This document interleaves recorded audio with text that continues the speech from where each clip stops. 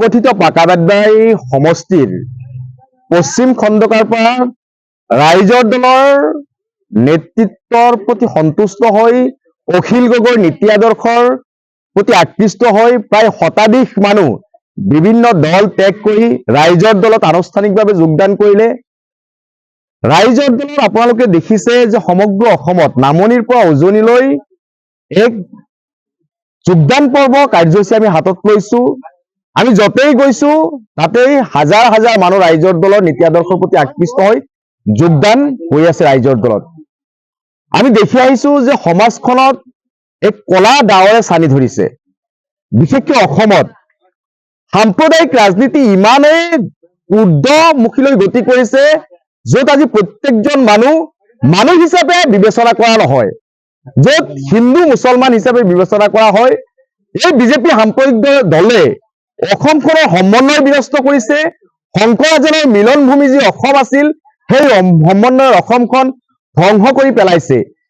সেই অসমখনক আকৌ পুনৰাই সমন্বয়ৰ অসম, সোণৰ অসম গঢ় দিবলৈ ৰাইজৰ দলে আমি প্ৰচেষ্টা হাতত লৈছো আৰু সেই প্ৰচেষ্টাত অংশীদাৰ হ'বলৈ বিভিন্ন ঠাইত আমাৰ নীতি আদৰ্শৰ প্ৰতি আকৃষ্ট হৈ আমাৰ লগত সংযোগ হৈ আছে।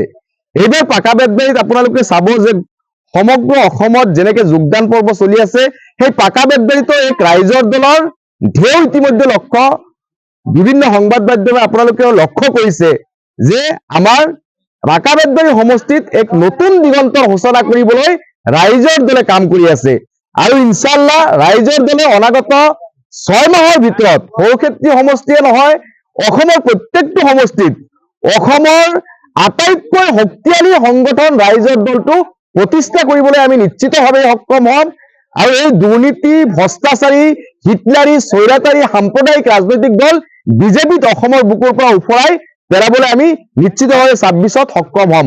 আৰু সন্মুখত যি পঞ্চায়ত নিৰ্বাচন, সেই পঞ্চায়ত নিৰ্বাচনত ৰাইজৰ দলে পঞ্চায়ত ৱাৰ্ডৰ পৰা জিলা পৰিষদলৈকে আমি প্ৰাৰ্থী প্ৰক্ষেপ কৰিম। আমি সেই প্ৰাৰ্থীবিলাকক আমি কেনেকে জয়ী কৰিব লাগে, যেনেকে জয়ী কৰাৰ ব্যৱস্থা আমি হাতত ল'ম, সেইকাৰণে আমি সংগঠনটো শক্তিশালী ৰূপে গঢ় দিয়াৰ কাৰণে প্ৰচেষ্টা হাতত লৈছো। ইতিমধ্যে বিগত ৰাজনৈতিক দলবিলাকে যিবোৰ প্ৰতিনিধি পঞ্চায়ত পৰ্যায়ত জিকি আহিছে তেওঁলোকে অৰুণোদয়ৰ পৰা আৰম্ভ কৰি প্ৰত্যেকটো স্কিমত, প্ৰত্যেকটো হিতাধিকাৰী বনোৱাত, বৃদ্ধ পেঞ্চনৰ পৰা আৰম্ভ কৰি প্ৰত্যেকটো ক্ষেত্ৰত তেওঁলোকে দুৰ্নীতি কৰিছে।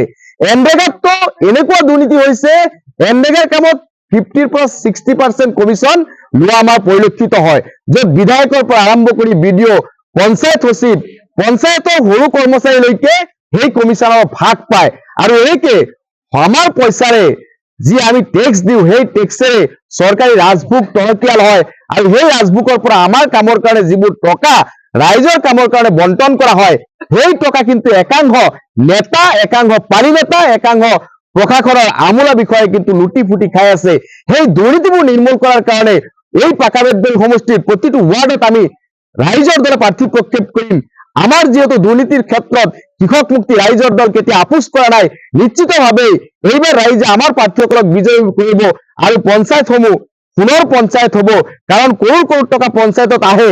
আজিকালি এনেকুৱা নজিৰ আছে 1 লাখ টকা আহিলে 10,000 টকা কামো কিন্তু এনৰেগাৰ কাম নহয়। গতিকে এই দুৰ্নীতিবোৰ বন্ধ কৰাৰ কাৰণে আমি এইবাৰ উঠি পৰি লাগিছো, য'ত ৰাইজে স্বতঃস্ফূৰ্তভাৱে আমাক সহায় সহযোগিতা কৰিছে। আমাৰ কাৰণ আপোনালোকে জানে যে আমাৰ দলৰ বা আমাৰ সভা সমিতিত কোনো ধৰণৰ গাড়ী ঘোঁৰাৰ যোগান ধৰা নহয়, কোনো ধৰণৰ বিলাসিতা নাই, কোনো ধৰণৰ খোৱা বোৱাৰ ব্যৱস্থা কৰা নহয়। তথাপিও নিস্বাৰ্থভাৱে আমাৰ মাজত আহি ৰাইজে ৰাইজৰ দলত যোগদান কৰি আছে। এইটোৱে প্ৰমাণ হয় যে আজি প্ৰায় 100 অধিক মানুহ ইয়াতে যোগদান কৰিছে। মাত্ৰ ইয়াতে ৱাৰ্ড লেভেলৰ ৱাৰ্ডৰ এটা অংশ লৈ আমি এইখন সভা আয়োজন কৰিছিলো। এইটো কোনো ডাঙৰ সভা নহয়, এইটো ৱাৰ্ড পৰ্যায়ৰ এখন সভা, তাতে 100জনতকৈ অধিক মানুহ যোগদান কৰিছে। আমি যেতিয়া বিশাল যোগদান সভা বৰপেটা জিলাত আয়োজন কৰিম তেতিয়া দেখিব এক গণ বিস্ফোৰণ হ'ব আৰু সকলো বিৰোধী সেই পুৰণা প্ৰতাৰক ৰাজনৈতিক দলবোৰ, যি ৰাজনৈতিক দলবোৰে ইমান দিনে অসমৰ ৰাইজৰ লগত প্ৰতাৰণা কৰি আহিছে, বিভিন্ন প্ৰতিশ্ৰুতি গৰাখহনীয়াৰ পৰা আৰম্ভ কৰি বিভিন্ন নাগৰিকত্ব সমস্যাৰ পৰা আৰম্ভ কৰি যিবোৰ প্ৰতিশ্ৰুতি তেওঁলোকে পূৰণ কৰিব বুলি মিটিঙত ডাঙৰ ডাঙৰ ভাষণ প্ৰদান কৰিছিল, কিন্তু তেওঁলোকে এটা প্ৰতিশ্ৰুতি প্ৰদান কৰা আমাৰ পৰিলক্ষিত হোৱা নাই। ব্ৰহ্মপুত্ৰ খননৰ কথা কৈছিল, খনন কৰা নাই। 15 লাখ টকাকে বিজেপিয়ে একাউণ্টত সোমাই দিয়াৰ কথা কৈছিল, সেয়াও নিদিলে। যিবোৰ ধন সম্পত্তি ভাৰত ভূমিত আছিল সেইবোৰ বিজেপি এটাৰ পিছত এটা বিক্ৰী কৰি ভাৰত ভূমিখন তছনছ কৰি দিয়া হৈছে। গতিকে বিজেপি দলৰ অশোক শৰ্মাই কংগ্ৰেছত যোগদান কৰিলে, গতিকে ৰাইজৰ দলৰ ফালৰ পৰা আপোনালোকে কি মন্তব্য?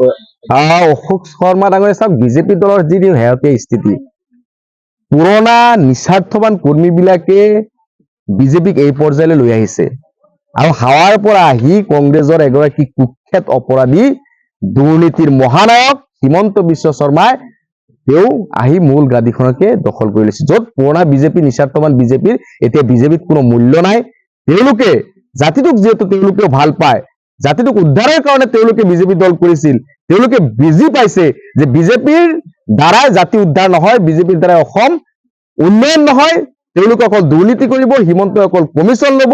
গতিকে সেই হিমন্তৰ চৰিত্ৰ বুজি পাই অশোক শৰ্মাই কংগ্ৰেছত যোগদান কৰিছে। ঠিক তেনেকে যোৰহাটৰ বা উজনি অসমৰ জিলা সভাপতিৰ পৰা আৰম্ভ কৰি কেন্দ্ৰীয় পৰ্যায়ৰ নেতা বিজেপি ত্যাগ কৰি ৰাইজৰ দলত যোগদান কৰিছে। গতিকে বিজেপিত এতিয়া ভাল মানুহ ঠাই হৈ থকা নাই। এই সাৰদা কেলেংকাৰীৰ নায়ক, বিভিন্ন অপৰাধজড়িত গোচৰৰ নায়ক, বিভিন্ন দুৰ্নীতিৰ নায়ক, কমিশ্যন খোৱা অসমৰ সেই একমাত্ৰ সাম্প্ৰদায়িক অসম মাতৃৰ ভূগৰ্ভত জন্মলাভ কৰা কুলাংগাৰ সেই হিমন্ত বিশ্ব শৰ্মাই আজি বিজেপিত সোমোৱাৰ পিছতেই বিজেপিত থকা নিস্বাৰ্থৱান ব্যক্তিবোৰ বিজেপিৰ পৰা ওলাই আহিবলৈ আৰম্ভ কৰিছে। এয়া নজিৰ হে অশোক শৰ্মা এটা সাধাৰণ উদাহৰণহে। পৰৱৰ্তী দিনত আপোনালোকে লক্ষ্য কৰক, এজনৰ পিছত এজন ডাঙৰ ডাঙৰ বিজেপি নেতা ৰাইজৰ দল কংগ্ৰেছ বা বিভিন্ন দলত যোগদান কৰি আছে। ইতিমধ্যে দেখা গৈছে যে মাননীয় মুখ্যমন্ত্ৰী ডাঙৰীয়া ইতিমধ্যে কৈছে যে ভূমি মাটি মুছলিমৰ মাটি হিন্দু কিনিব নোৱাৰে আৰু হিন্দু মাটি মুছলিমে দিব নোৱাৰে। মই হিমন্ত বিশ্ব শৰ্মাক এটা প্ৰশ্ন কৰিব বিচাৰিছো, আপুনি অসমৰ সংবিধানৰ শপত খাই মুখ্যমন্ত্ৰী আসন অধিষ্ঠিত কৰিছে, আপুনি সংবিধান মতে কথা কব। আপোনাক সকীয়াই দিছো, আপুনি সংবিধান বহিৰ্ভূতভাৱে সেই পুৰণা ৰাজতন্ত্ৰ চলাবলৈ নিবিচাৰিব অসমত, কাৰণ অসমৰ ৰাইজ সম্পূৰ্ণ স্বাধীন, য'ত মোগলকে অসমত সোমাব দিয়া নাছিল। গতিকে সেই স্বাভিমানী অসমীয়াই আপোনাৰ এই ভণ্ড কথাবোৰ কেতিয়াও প্ৰশ্ৰয় নিদিয়ে। এয়া কেতিয়াও সম্ভৱ নহয়। সেই হিন্দুৱে মুছলমানৰ মাটি কিনিব নোৱাৰে, মুছলমানে হিন্দুৰ মাটি কিনিব নোৱাৰে, মুখ্যমন্ত্ৰীৰ পাৰ্মিশ্যন ল'ব লাগিব। এইটো ক'ত কেনেকুৱা কথা, কোনটো সংবিধানৰ কোনটো অনুচ্ছেদত আছে, মই প্ৰশ্ন কৰিছো হিমন্ত বিশ্ব শৰ্মাক। গতিকে এনেকুৱা ফটোৱামি, এনেকুৱা তুলুঙা মন্তব্য আপুনি প্ৰদান নকৰিব। শান্তিৰ অসমখন শান্তিৰে থাকিব দিয়ক, সমন্বয়ৰ অসমখন সমন্বয়েৰে চলিব দিয়ক, ইয়াত অশান্তি সৃষ্টি নকৰিব। যেনেকে শ্বেখ হাছিনাই দেশ এৰি পলায়ন কৰিবলৈ বাধ্য হৈছে, আপুনি অসমৰ মুখ্যমন্ত্ৰী গাদী থৈ যে অইন ৰাজ্য বা অইন দেশত পলাবলৈ বাধ্য নহব, সেয়াও কিন্তু আমি গ্যাৰাণ্টি দি ক'ব নোৱাৰো, কাৰণ ৰাইজ জাগ্ৰত হৈছে। হিন্দু মুছলমান